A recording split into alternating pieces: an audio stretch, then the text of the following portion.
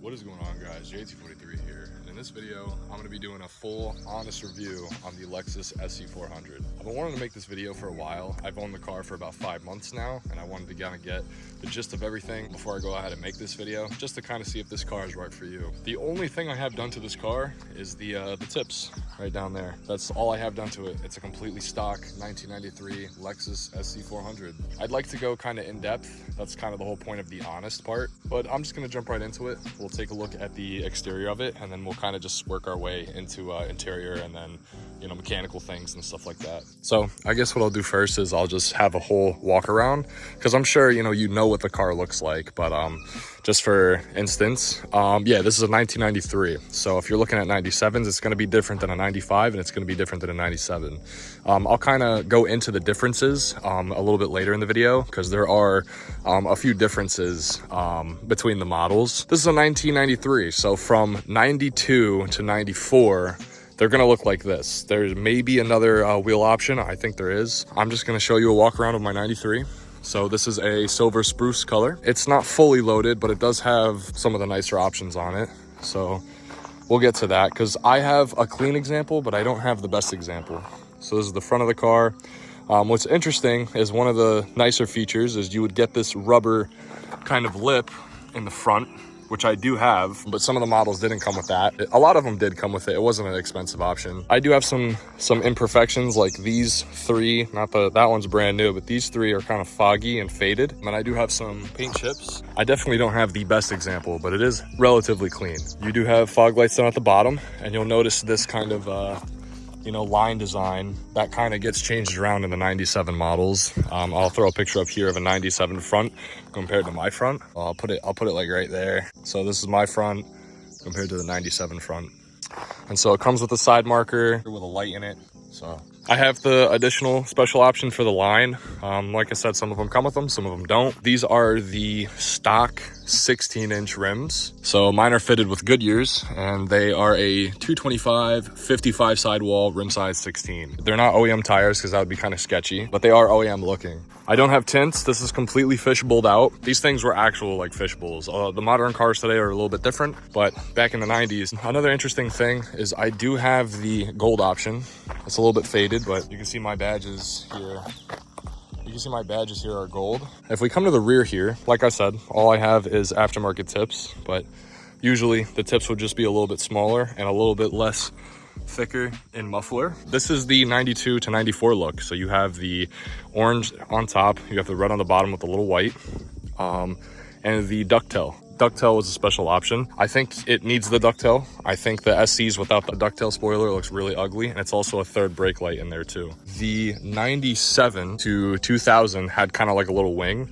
I'll put a picture of that right here. So these had this wing, while the rest had this little duckbill. 95 have different taillights. So these are the, we'll just say 92 to 94 taillights. The 95 taillights look like this.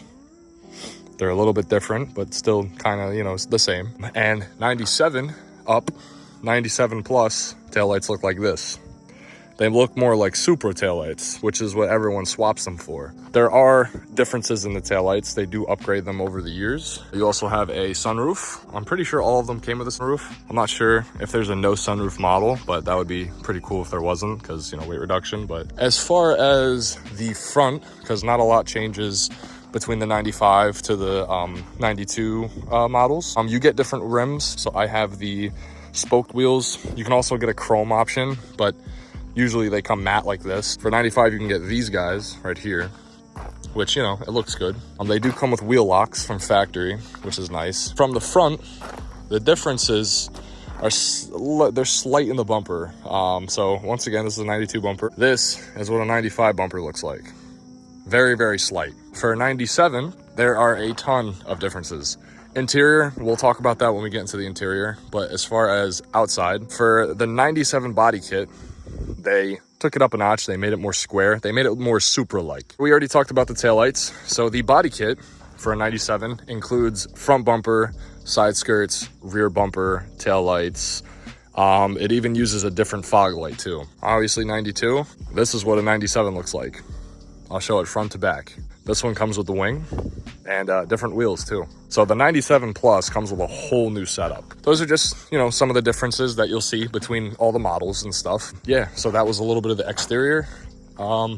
I guess we'll go into the interior. I think it's worth mentioning that I don't have power locks or anything like that. So yeah, I have to manually unlock and I have to manually lock my car. But for these older models, and what's cool about it is if you had the gold edition, not gold edition, sorry, the gold badging, they'd give you this gold key to go with it. All right, so now inside of my SC400, I am a little big. I am 6'5", and I fit relatively good. I never fit normally in cars. It doesn't matter if it's a big ass truck. It doesn't matter if it's a little ass car. I'm never gonna fit correctly, so that's why I like big coupes. My Scion, believe it or not, if you watch my channel, my Scion fits me really well. It's like one of the best fitting cars for me, believe it or not, even though that thing is small. But once again, everything in here is stock. I don't have anything aftermarket in here. This is a bone stock SC400 as of now. So I guess we can get into the interior color options. So there were 3 options. There was tan, which looks like this, which you're most likely gonna find tan.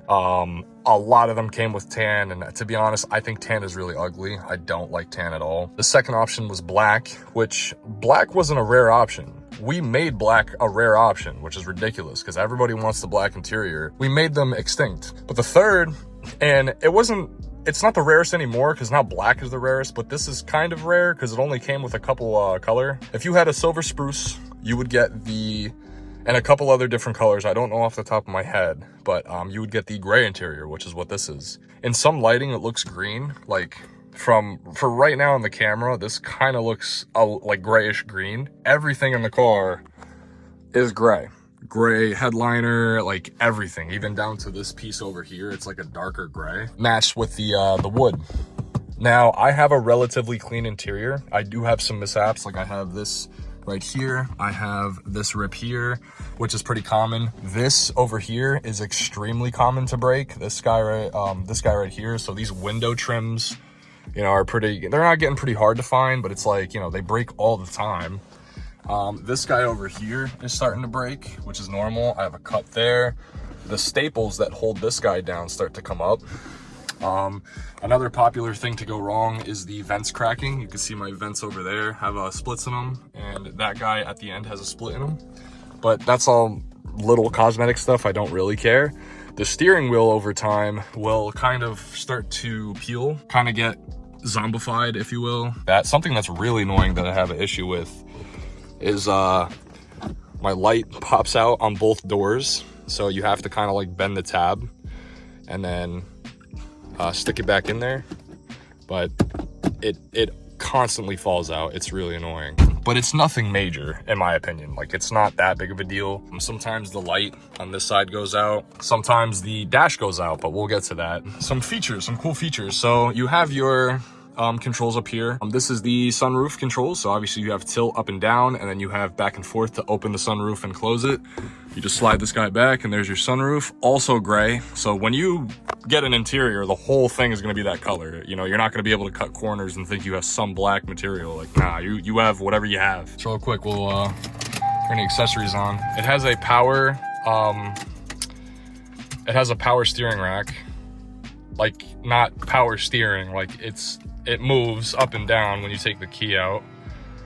So it's like an easy access type thing. So as soon as you put the key in,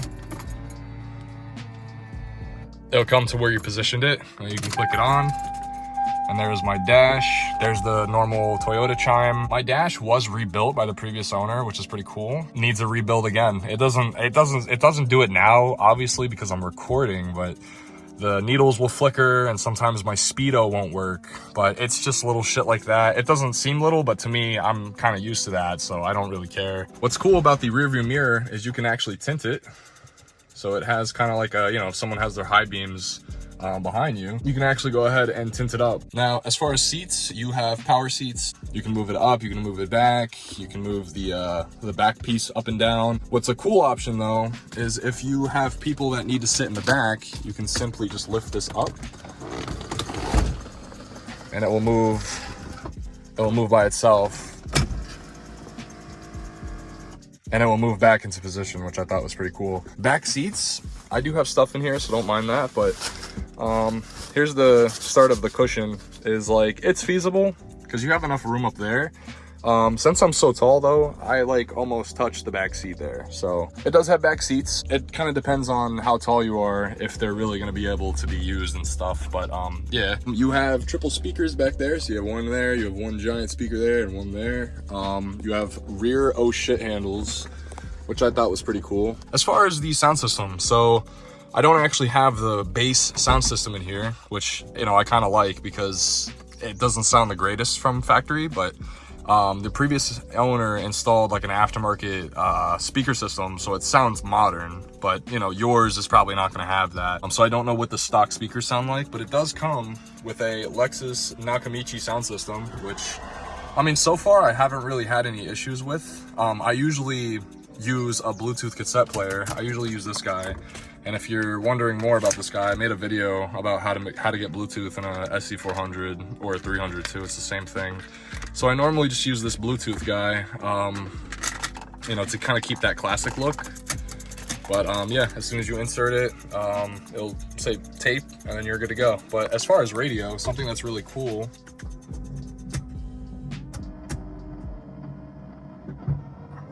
If I turn it off,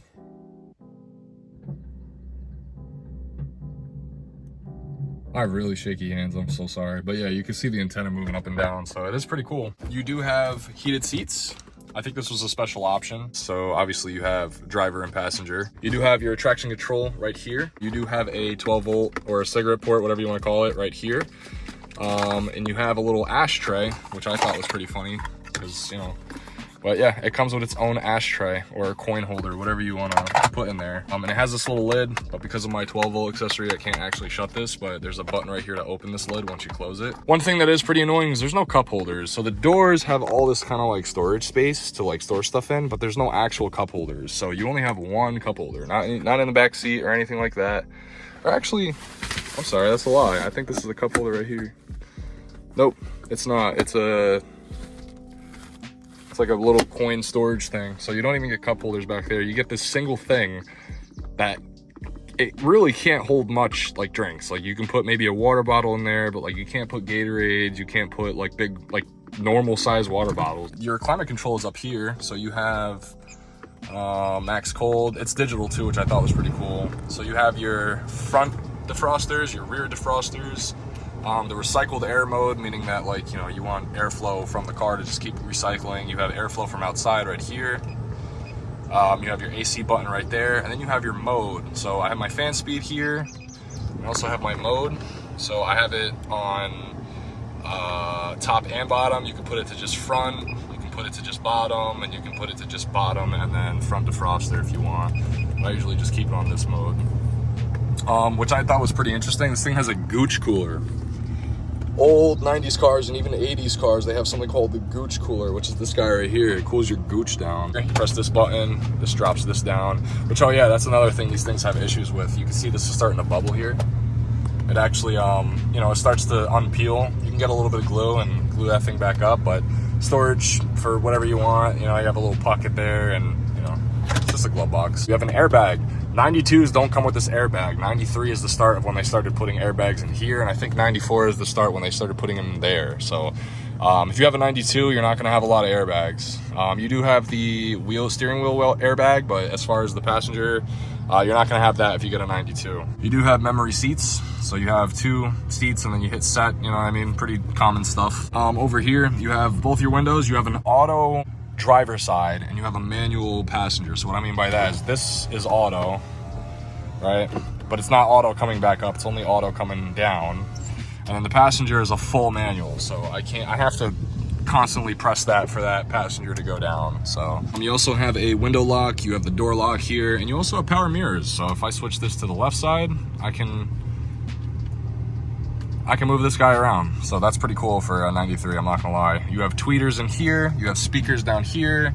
Same thing, tweeter over there, speaker down there. On the passenger side, you have door lock and unlock, and then you have your, you know, obviously your window switch and stuff. Both visors have lights in them, and this one also has a light in here too, so that's pretty sick. For lights, you have off, you have manual mode, you have auto, which I usually keep it on auto because there's a little sensor on that corner that picks up when it's dark enough, and it'll kick the lights on, obviously. And if you want high beams, you obviously just push this in, and it has a little thing on the dash that tells you the high beams too. Over here, you do have cruise control, which, you know, these long drives, I mean, it's essential. Pretty normal wiper.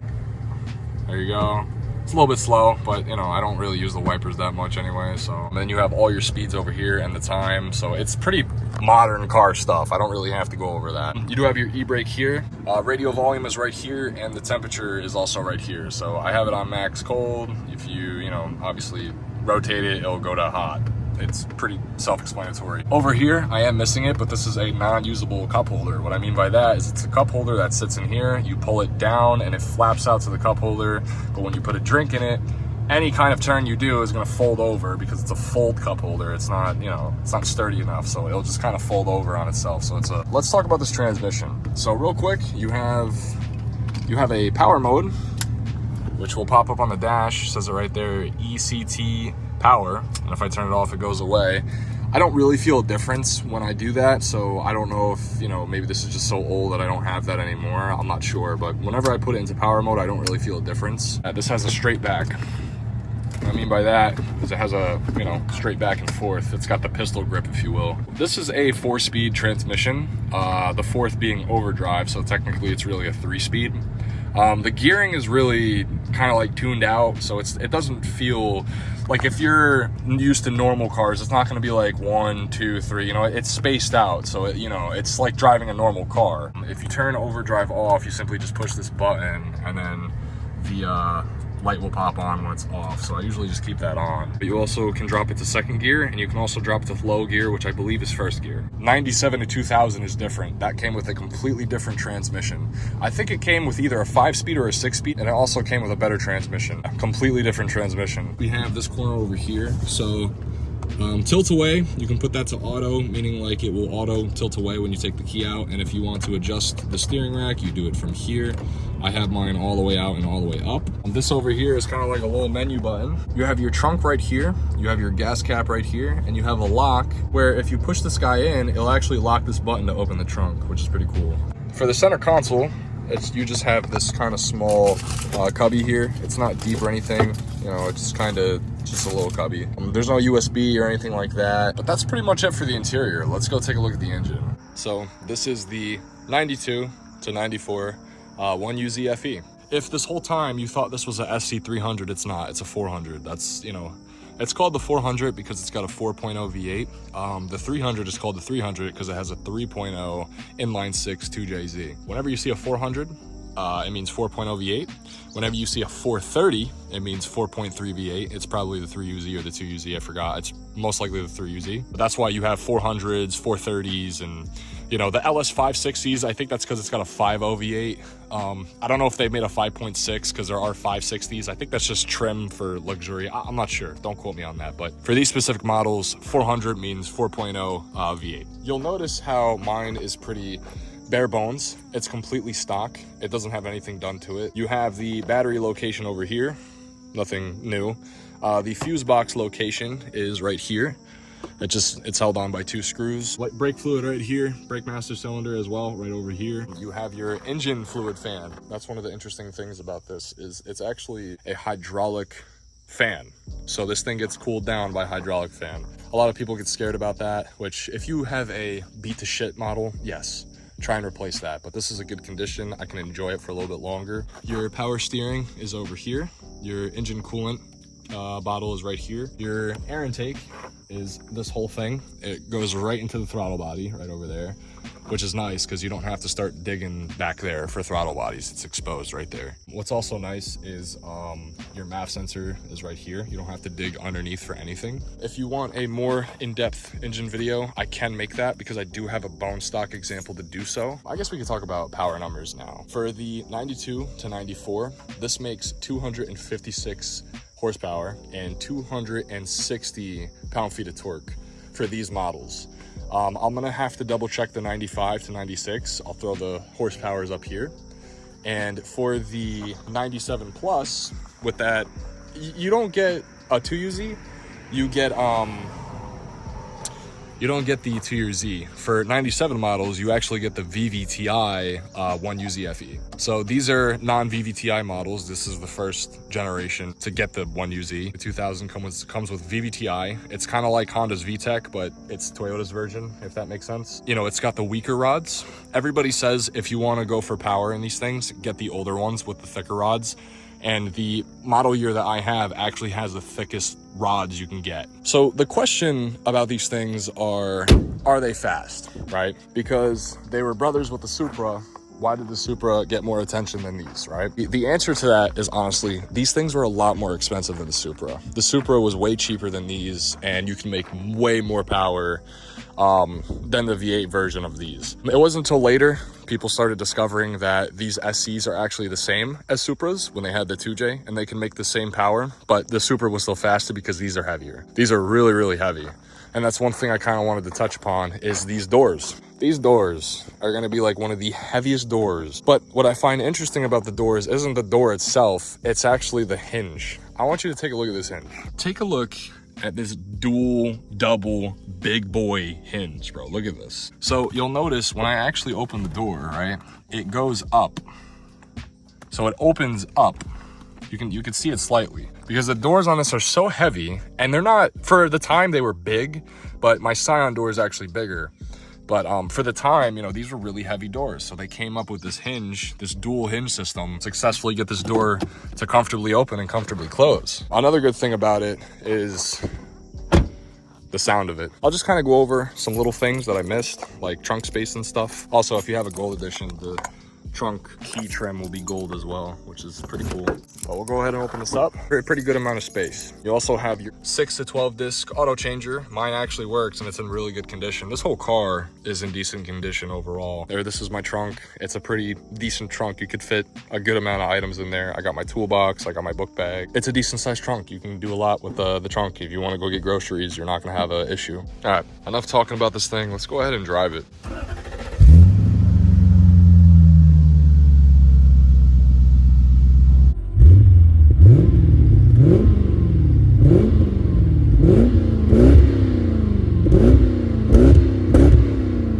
Let's talk about how this thing drives. As far as driving goes, it is very comfortable. I would say it's even more comfortable than some modern luxury cars to this day. That's thanks to a multi-link suspension in the rear and a semi-multi-link in the front. You do have upper control arms in the front, which is why it's so stable. As far as performance, it's definitely not performance orientated. It's more towards luxury. But I will say, for how big and heavy this thing is, it does move. It's not a performance car, but when you need it to do performance things, it will do it. It kind of boats around like it's very, you know, floaty and it's not really like darty. It also does have standard power steering. It doesn't have electric steering, so you know it's a little bit more not delayed, but it's a little bit more very wavy, very like it's a cruiser. This is a cruiser car, but when it needs to get down, it'll get down. You know, like if I punch it, it goes. And this is on original suspension. This has never had any suspension changes, which is, you know, a little bit sketchy.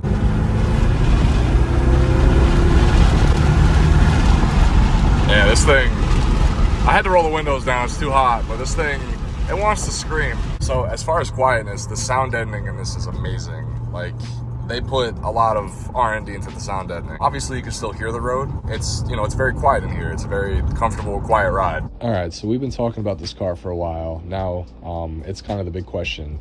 Is this car for you? Should you get an SC400? And I think it relatively depends on what you're trying to do with this car. So a lot of the more popular stuff that this car is used for is drifting and show cars. I've also seen drag examples, and I've also seen grid life or time attack examples as well. The 1UZ is a top contender for drift swaps. Number one being LS, and right behind it being either an SR20 or a RB26 swap, depending on the chassis. But yeah, the main question is like, what are you trying to do with this car? If you're just trying to own a classic 90s comfortable luxury car, this is the right car for you. If you want, you know, maybe you've owned an LS400 and you're looking to expand to an SC400, I think you should definitely do it. It's a smaller version of the LS400. It's a lighter version of the LS400, and I feel like you'll have a lot more fun now that the car is smaller and it's lighter than the LS. In terms of speed, that's one thing that I didn't really get into when I was talking about the engine, is if you're looking for a really fast car, I don't think this is the car for you. Yes, you can build these up, and if you're planning on building it up, then, that's, you're planning on building it up anyway. But in terms of from stock, right, let's say you do get a 98 and up, it only comes with 290 horsepower, and for the 90s, that was a lot, but in terms of today, and in today's standards of fast, it's not that fast. The car isn't fast, it's quick. It moves. If it needs to get up and go, it'll get up and go, but it's not gonna, beat everything on the road. It's definitely not one of those 90s sluggish box where, you're stepping on the throttle and it needs time to like build up. Like, it goes when it needs to go.